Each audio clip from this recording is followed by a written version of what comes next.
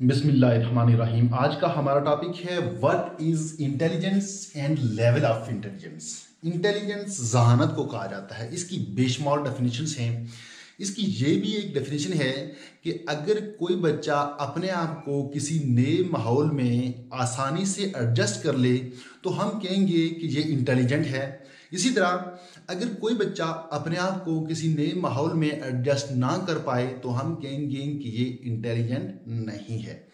इसी तरह किसी आईक्यू टेस्ट में अगर कोई बच्चा अच्छी परफॉर्मेंस दिखाए तो हम कहेंगे कि ये इंटेलिजेंट बच्चा है। अगर किसी आईक्यू टेस्ट में कोई बच्चा अच्छी परफॉर्मेंस ना दिखा पाए तो हम कहेंगे कि ये इंटेलिजेंट नहीं है। मुख्तलिफ डेफिनेशंस के मुताबिक मुख्तलिफ लोगों का आईक्यू मुख्तलिफ रहता है। बादौक़ात ऐसा भी होता है कि किसी एक डेफिनेशन के मुताबिक एक बच्चा इंटेलिजेंट है तो वही बच्चा दूसरी डेफिनेशन के मुताबिक इंटेलिजेंट नहीं होगा, ऐसा भी होता है। अब साइकोलॉजिस्ट की इस फील्ड में बहुत ज़्यादा दिलचस्पी रही है। इस फील्ड में फ्रांस की गवर्नमेंट का जो काम हुआ, जो उन्होंने काम किया वो बहुत मशहूर हुआ, वो बहुत फेमस हुआ। उन्होंने क्या किया? उन्होंने कहा कि हमारे स्कूलों में जो निसाब पढ़ाया जाएगा, जो करिकुलम होगा वो दो तरह का होगा। एक निसाब होगा जिसको हम कहेंगे लोअर लेवल करिकुलम और दूसरा हायर लेवल करिकुलम। यहां ये सवाल पैदा हुआ कि कौन सा बच्चा हायर लेवल करिकुलम पढ़ेगा और कौन सा बच्चा लोअर लेवल करिकुलम में आएगा। इस मकसद के लिए फ्रांस की यूनिवर्सिटी में एक प्रोफेसर थे जिनका नाम था अल्फ्रेड बेनेट। उनको एक जिम्मेदारी दी गई कि आप एक ऐसा टेस्ट लें, टेस्ट लेके आप बताएं कि कौन सा बच्चा हायर लेवल में आएगा और कौन से बच्चे लोअर लेवल करिकुलम में आएंगे। उन्होंने इस मकसद के लिए 1905 में इंटेलिजेंस पे काम शुरू किया और एक टेस्ट बनाया जिससे उन्होंने ये पता लगाया कि कौन से बच्चे हायर लेवल करिकुलम में आते हैं और फिर कौन से बच्चे लोअर लेवल करिकुलम में आते हैं। उसके बाद इन्हीं के काम को मजीद आगे बढ़ाया सिमन ने 1908 में इसके ऊपर मजीद काम किया। फिर उसके बाद विलियम स्टर्न ने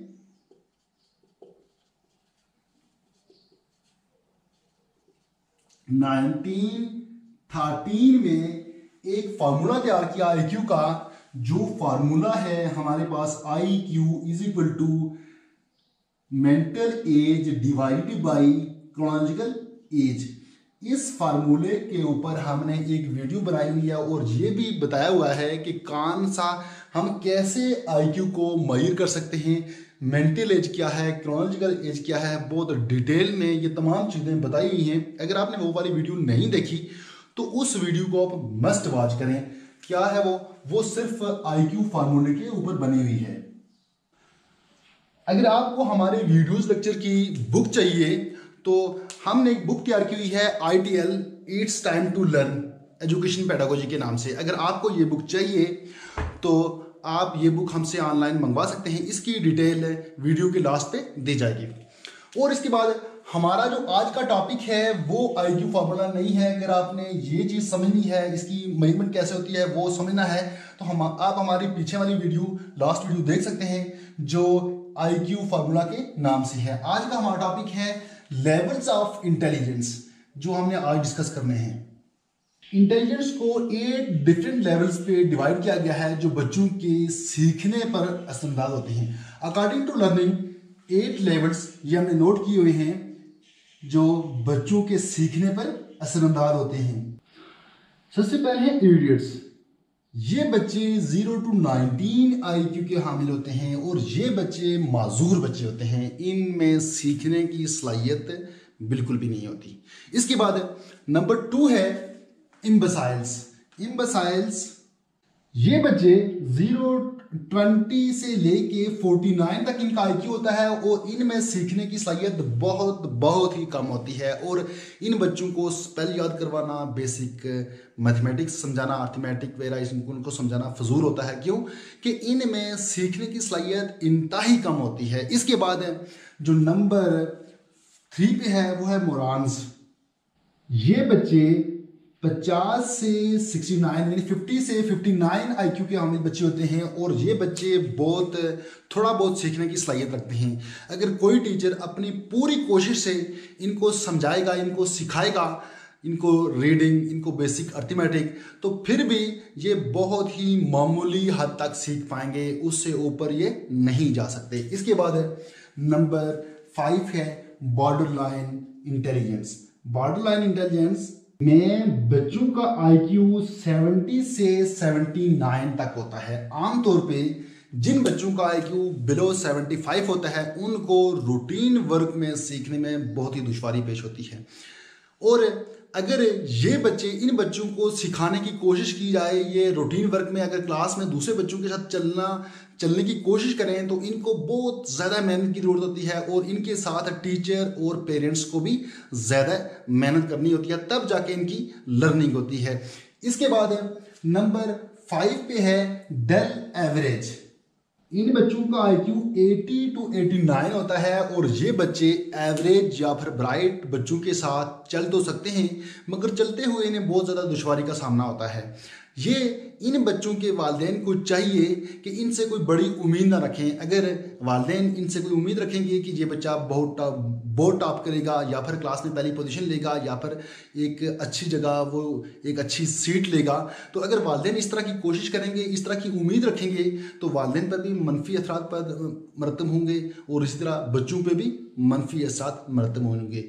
ये बच्चे अक्सर ब्राइट या फिर एवरेज बच्चों से पीछे रह जाते हैं क्योंकि उनके साथ चलते हुए इनको बहुत ज़्यादा मुश्किल का सामना होता है। इसके बाद नंबर 6 पे आता है एवरेज इंटेलिजेंस। ये बच्चे 90 to 109 IQ के हामिल बच्चे होते हैं और ये बच्चे अच्छी परफॉर्मेंस दिखाते हैं, बहुत ज़्यादा टॉप लेवल पे भी नहीं होते। बहरहाल इन बच्चों की जो परफॉर्मेंस है, जो कारकर्दगी है, वो बेहतर होती है आम इससे जो पीछे वाले बच्चे हैं उनकी निस्बत। इसके बाद नंबर 7 पे है सुपीरियर इंटेलिजेंस। इस लेवल पे 2 तरह के बच्चे आते हैं, मैं इसको यहाँ नोट कर देता हूँ। एक है सुपीरियर इंटेलिजेंस और दूसरा जो लेवल है इसी में जो आता है लेवल नंबर 5 में, उसको कहा जाता है very superior intelligence. Very superior intelligence. अब सुपीरियर इंटेलिजेंस क्या है?